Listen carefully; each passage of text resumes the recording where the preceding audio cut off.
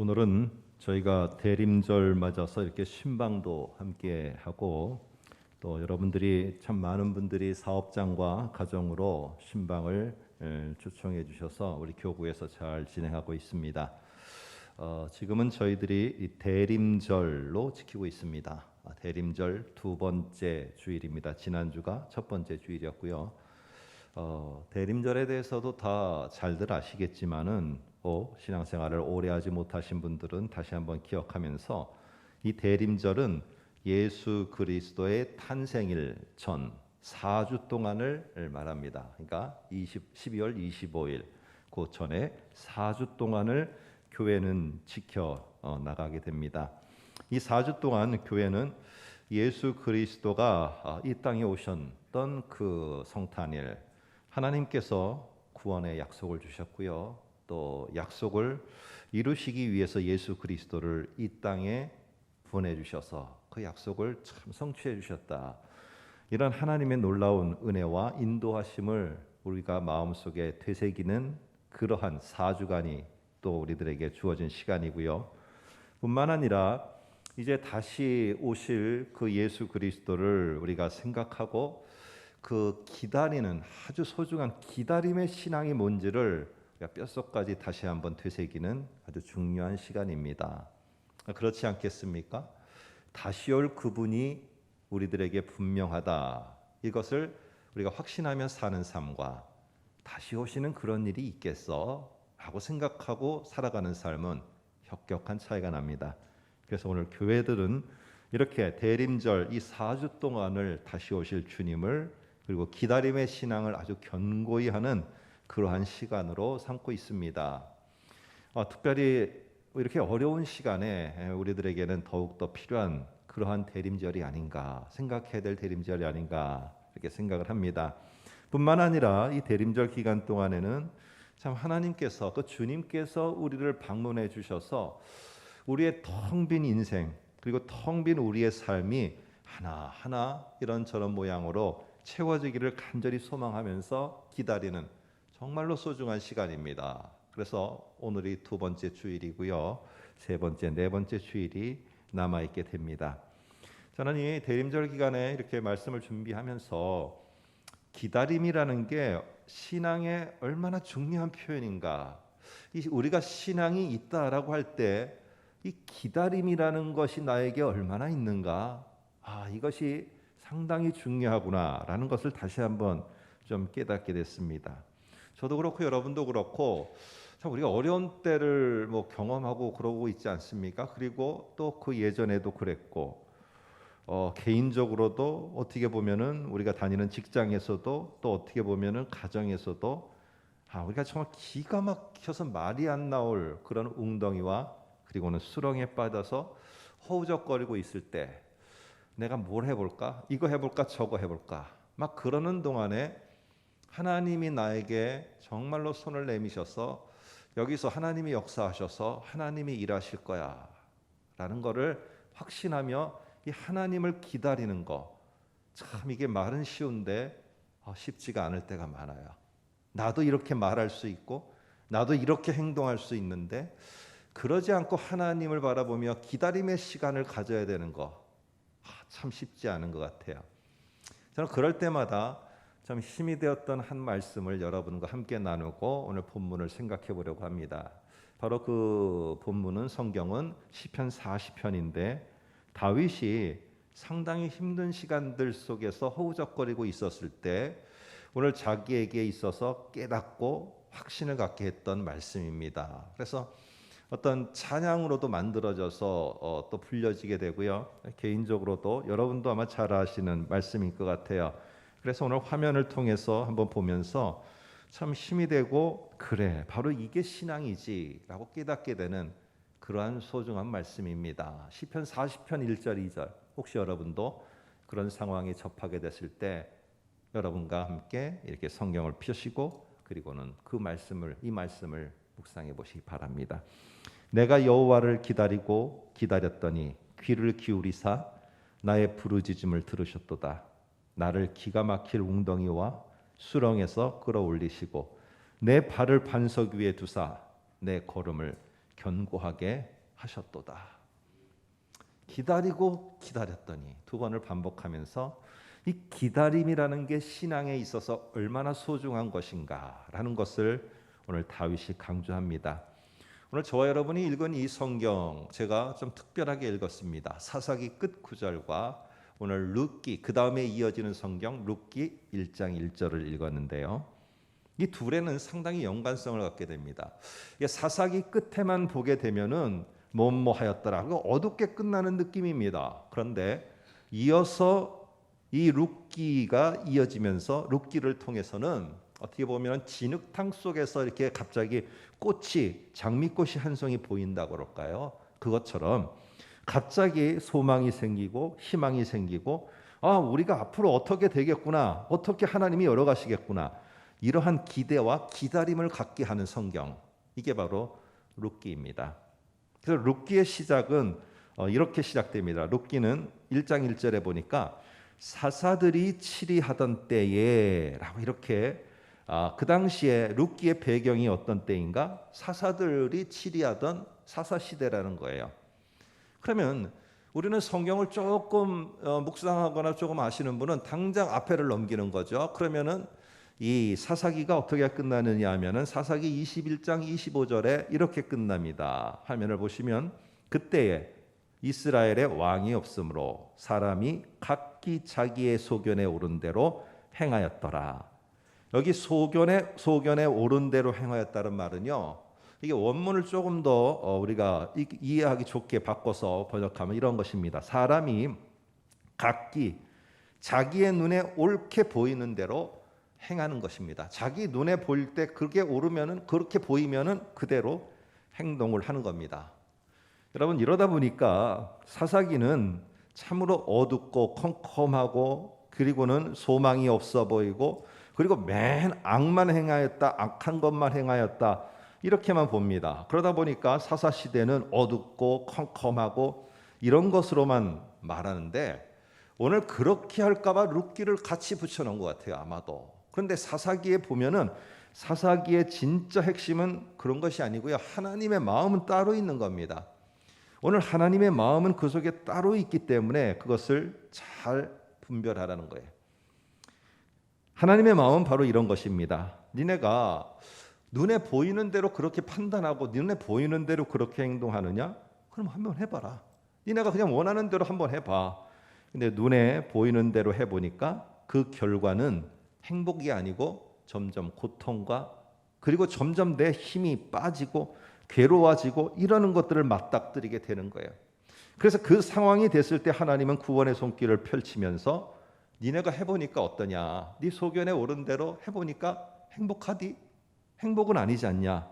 그러면서 하나님을 다시 왕으로 인정하고 하나님 앞에 다시 묻고 하나님의 말씀을 다시 신뢰하면서 하나님이 말씀하신 대로 나를 방문해서 우리 가정과 우리 교회를 방문하셔서 하나님이 새롭게 채워가실 것을 기다리게 하는 기다림의 신앙을 갖도록 하는 게 사사기의 중요한 메시지입니다. 그래서 그 기다림의 신앙을 잘 지키면은 어떠한 결과들이 나오는가 그것을 결론적으로 말해주는 게 룻기입니다. 룻기.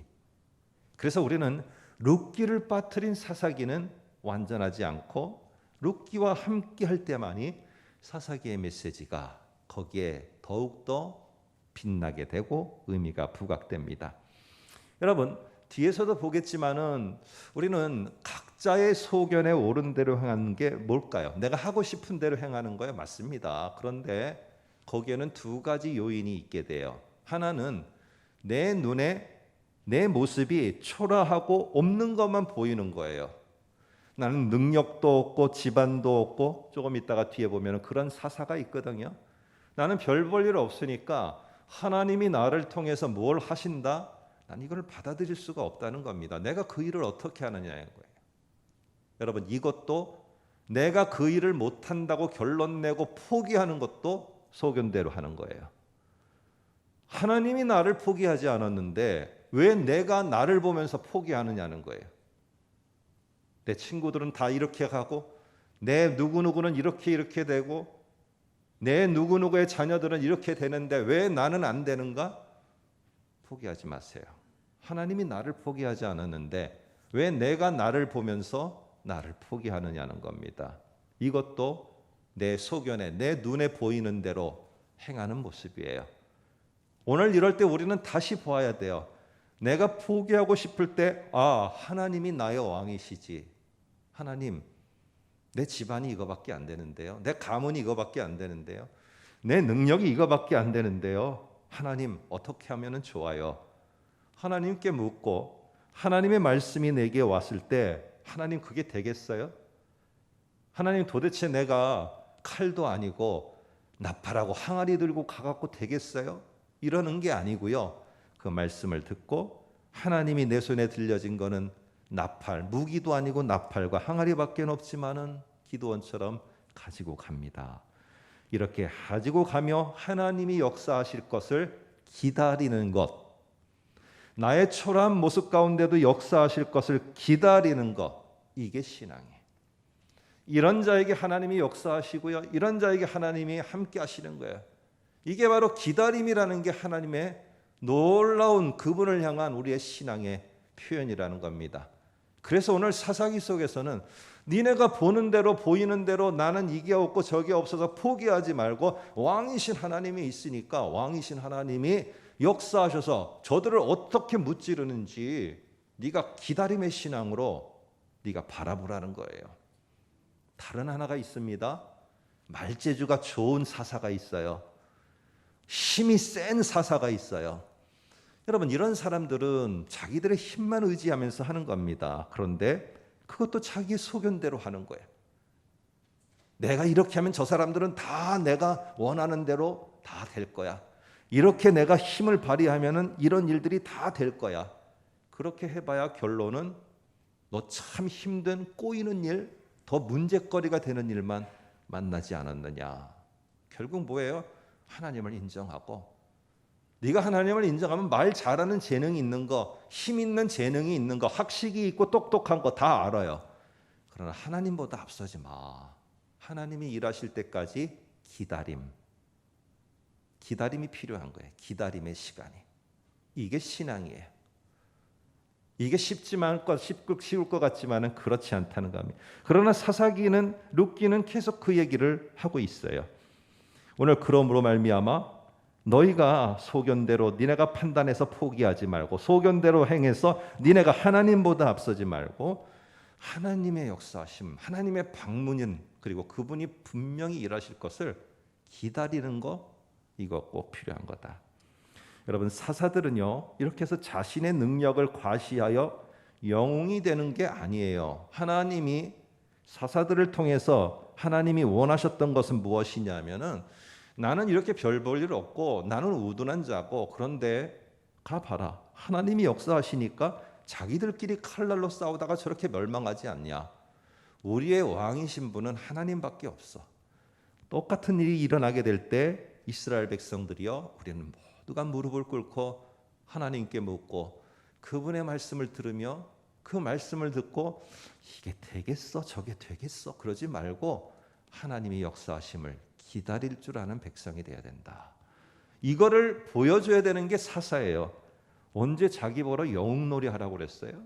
언제 자기 보러 자기가 갖고 있는 재능놀이 하라고 그랬어요? 그런 거 아니에요. 사사는 하나님을 기다리는 신앙으로 이스라엘이 가도록 만들어주는 게 사사들이 해야 될 역할이에요. 그래서 오늘 이 이어지는 룻기는 이 사실, 기다림을 포기한 삶과 기다림을 다시 지킨 삶이 어떻게 반전을 가져오는가를 우리들에게 한 가정의 이야기를 통해서 알려줍니다. 그래서 오늘 룻기에 등장하는 한 가정이 있습니다. 유다 베들레헴에 살고 있는 한 사람이 있었는데 1장 2절에 보니까 그 사람의 이름은 엘리멜렉이요라고 이렇게 돼 있어요. 한번 화면을 통해서 보시면 1장 2절입니다. 근데 성경에 엘자가 들어가면은 거의 대부분 다 하나님과 관련된 이름들입니다.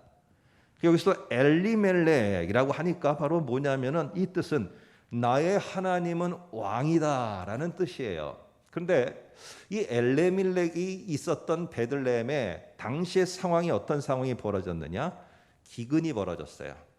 기근이 일어났어요. 자, 그런데 기근이 찾아오면은 이스라엘 백성들은 아브라함 때는 대부분의 사람들이 어디를 가느냐 하면은 다 이집트로 갑니다. 이게 일반적인 일이에요. 이게 아주 그 사람들이 좀 신앙이 없고 막 그렇게 평가하지 마세요. 대부분이 다 그렇게 가요. 근데 오늘 이 사사 시대는 여기에 흉년이 들고 기근이 나면 어디로 갔느냐? 모압 땅으로 갔어요. 거기에 오는 이런 특수적인 지형 때문에 그렇거든요. 비가 오면은 땅 밑에 고여 있게 되고 이러는 것 때문에 땅 밑에 이런 것들 때문에 지형적인 것 때문에 이 모압 땅으로 가서 자기네들의 어려움을 해결했어요. 자, 그런데 거기에 가는 거 다 가요. 보니까 어떻게 하면 좋은가? 엘리멜렉이 보니까 다 가고 있어요.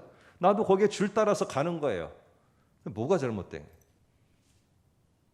다 세상이 어렵고 힘든데 보니까 이 어려운 세상에 어느 길로 가야 될지, 여기에 투자를 할지 저기에 투자를 할지, 아니면 이 사람들이 가는 길을 갈지, 와 많이 가네.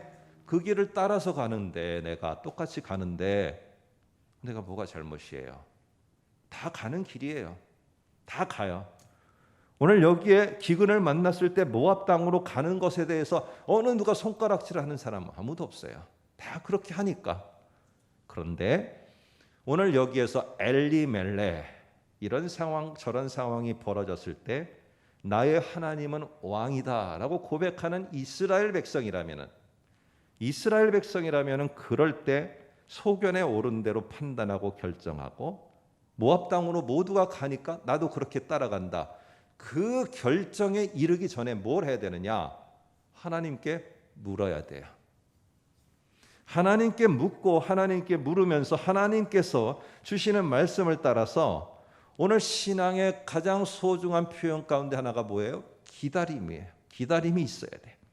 아니 다른 사람들 다 갔는데 그러면 엘리멜렉 가정만 거기서 쫄쫄 굶으면서 거기서 굶어 죽으라고 하는 거예요? 거기 혼자 있으라는 거예요? 여러분 모두가 다 갔을까요? 자, 오늘 룻기 1장 6절을 한번 화면을 통해서 볼까요? 1장 6절에 이렇게 말합니다. 이 엘리멜렉의 부인인 나오미인데, 나오미라는 그 여인이 모압 지방에서, 지금 자기네는 모압으로 갔어요. 모압 지방에서 소식을 듣게 되는데 여호와께서 자기 백성을, 베들레헴에 그대로 남아있는 자기 백성들을 돌보시사 방문하셔서 그들에게 양식을 주셨다라는 소식을 듣게 됩니다. 이상한 일이 벌어지죠. 자기네는 양식을 구하려고 모압 땅으로 왔는데 양식이 없어서 기근해서 허덕이고 있는 그 땅에 참 멍청하기 짝이 없지, 왜 거기에 기다리고 있어? 그러나 하나님이 약속으로 준 땅이라면은 나는 기다리겠다라고 하며 기다림의 신앙을 가진 자들이 있었다는 거예요. 다 따라가지 않았다는 거예요. 그런데 하나님은 그 기다리고 있는 그 자들을 하나님께서 방문을 하시고 그들에게 필요한 양식을 채워주셨다는 거예요.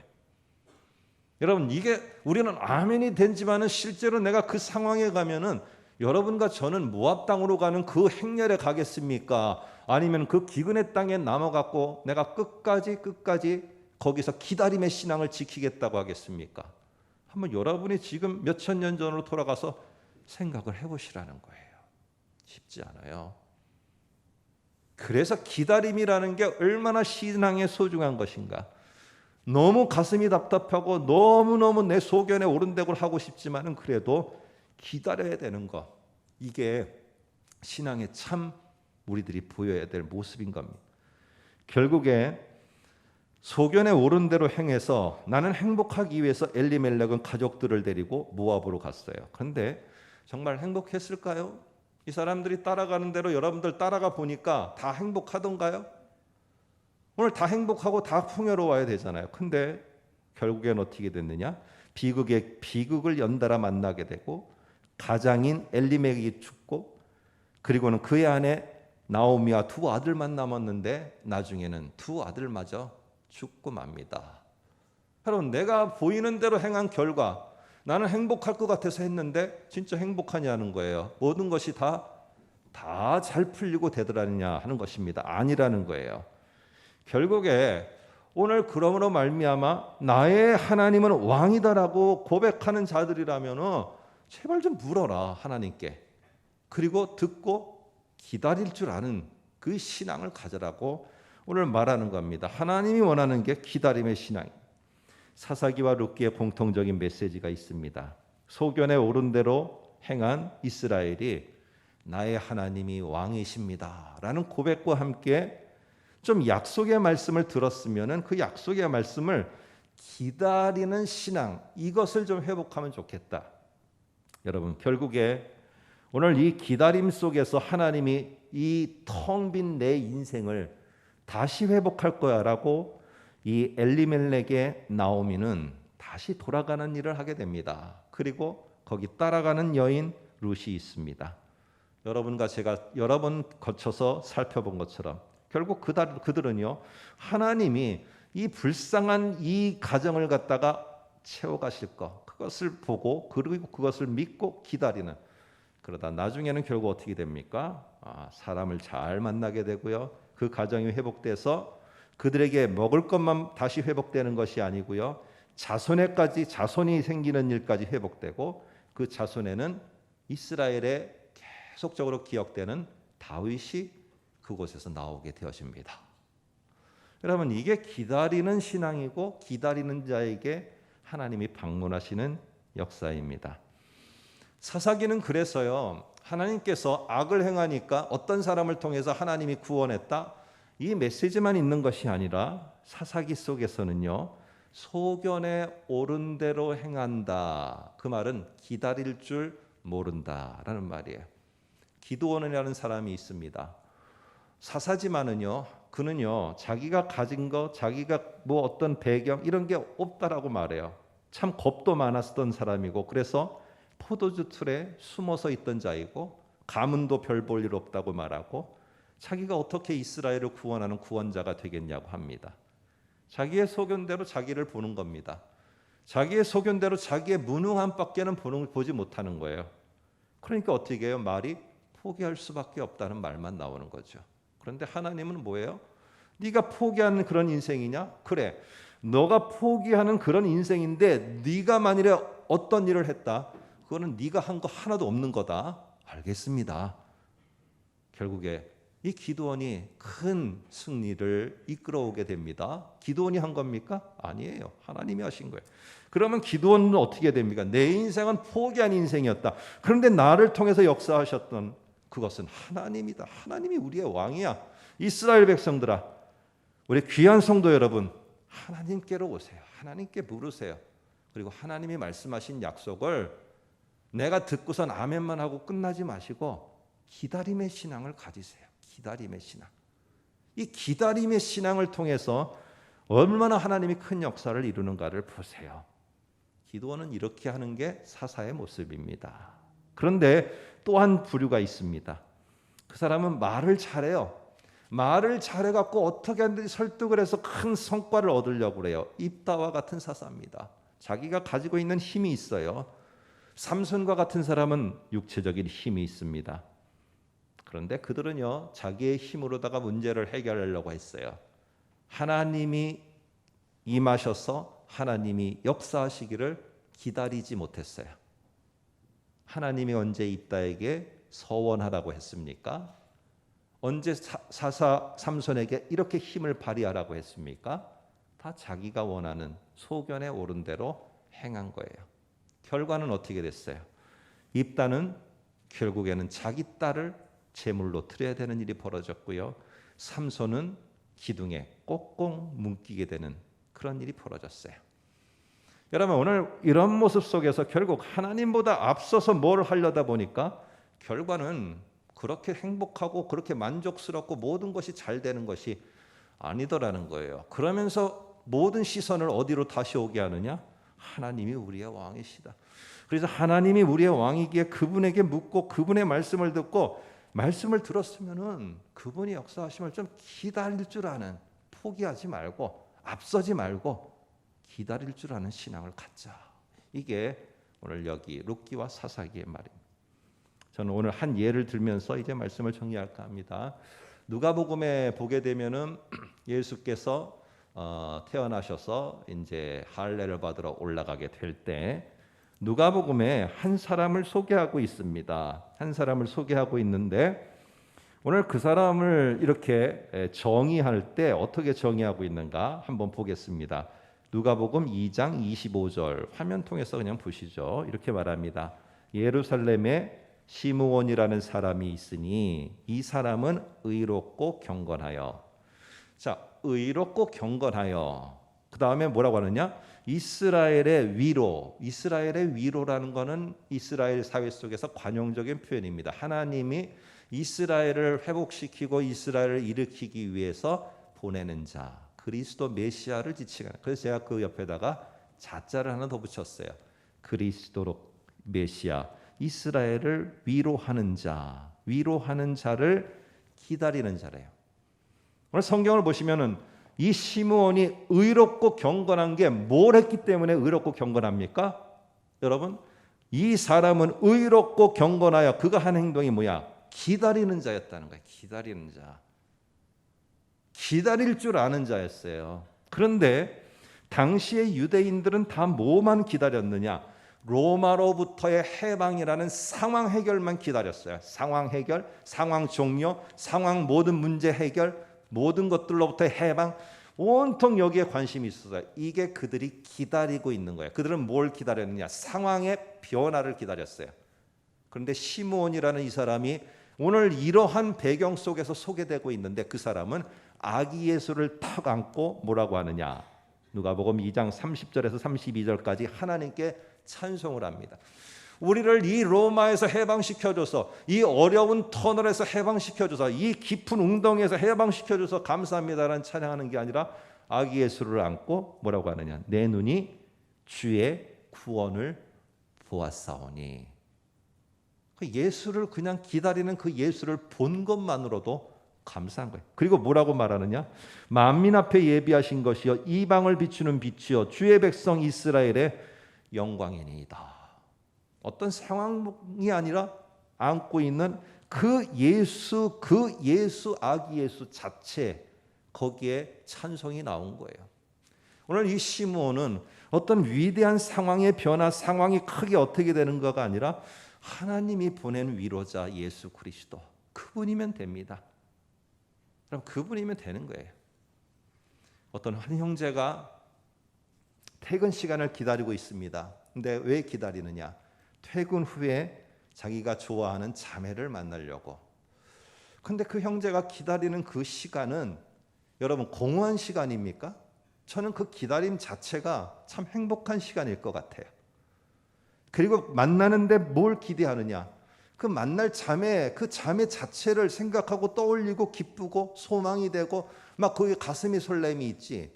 야, 오늘 갔는데 그 자매가 나한테 그 손에 뭘 들고 와서 줄 거지?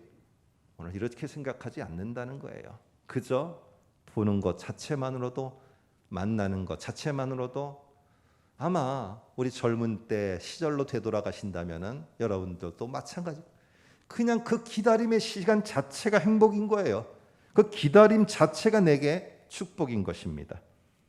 여러분, 터널을 지나가고 있는 이 순간에 육체적으로 연약하셔서 이제는 연로하셔서 이제는 내가 기력이 다 쇠하여서 젊은이들 어떻게 될지 모르는 막막한 길을 갈 때 물론 상황이 다 해결되고 모든 것이 척척 되면 좋겠죠.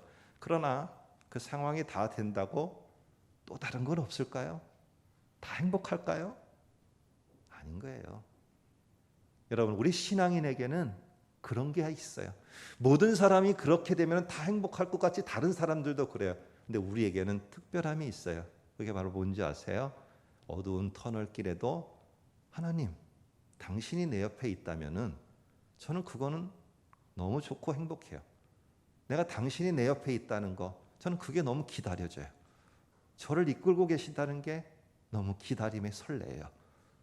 왜요? 당신이 계시는데 어두운 밤이면 어떻고 어두운 터널이면 어떻고 거기가 물속이면 어떻고 산속이면 어떻고 저는 당신이면 되는 거예요. 이 기다림을 갖고 있는 자에게, 이 신앙을 갖고 있는 자에게 하나님은 그래, 내가 함께하니까 이제 됐지? 영원토록 터널에만 있어라. 하나님이 그러겠어요?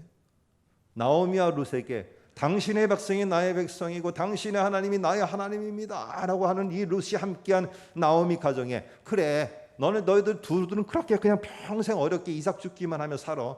아니에요. 기다림의 신앙을 가진 자에게 하나님이 방문해 오셨고요, 기다림의 그 가정에 하나님이 하나하나 채워가십니다. 이게 하나님이에요. 이게 하나님. 여러분, 예수의 다시 오심, 이 다시 오심을 이 땅에 사는 그동안에 보는 자들이 있겠죠. 그 자들은 너무 행복하고 복될 거예요. 근데 그날을 고대하며 살았던 자들도 행복할 거예요. 여러분, 주님 다시 오실 주님을 고대하며 사는, 정말로 기다림 속에 사는 저희들은 불행한 자들입니까? 그리고 우리의 저 밑에 다음 세대들, 그 주님을, 하늘에서 내려오는 주님을 보는 자들은 행복하고 복되고 우리는 불행한 자입니까? 아니잖아요. 기다리는 자들도 행복한 거예요. 오늘 이 땅에 한국의 수많은 하나님의 놀라운 역사들을 기대하고 그 열매들을 따먹고 있는 저와 여러분들은 행복하고, 우리의 어머니, 아버님, 할머니 세대들은 이런 한국 조선 땅에 그런 시대가 올까, 그날이 올까, 하나님 그날이 오기를 소망합니다. 하나님이 역사하셔서 그날을, 이 불모지 황무지와 같은 이 땅에 하나님의 놀라운 역사가 있기를 소망합니다 라고 기다리고 그렇게 애쓰고 정말로 씨를 뿌렸던 우리 할머니, 할아버지 세대들은 불행한 세대입니까? 그들은 복도 없던 세대입니까? 아니에요. 다시 물어본다면 그분들이 우리 앞에 있어서, 할아버지, 할머니 너무 억울하시죠? 우리는 이렇게 좋은 하나님의 열매들을 따는데 그때 기다리고만 계셔서 너무 억울하시죠? 아마 이렇게 대답할 거예요. 기다림이 더 행복하다. 오늘 우리는 새 일을 갖다가 열어가시고 새 일을 갖다가 크게 이뤄가시는 이런 것들을 맛보는 자들만 행복한 게 아닙니다. 여러분, 그거를 위해서 준비하는 자들, 그 날을 생각하면서 기다리는 자들, 기다리면서 그들이 그 놀라운 은혜의 자리에 있기를 간절히 소망하면서 내가 무언가를 준비하는 그 사람들도 똑같이 복되고 행복하다는 거예요.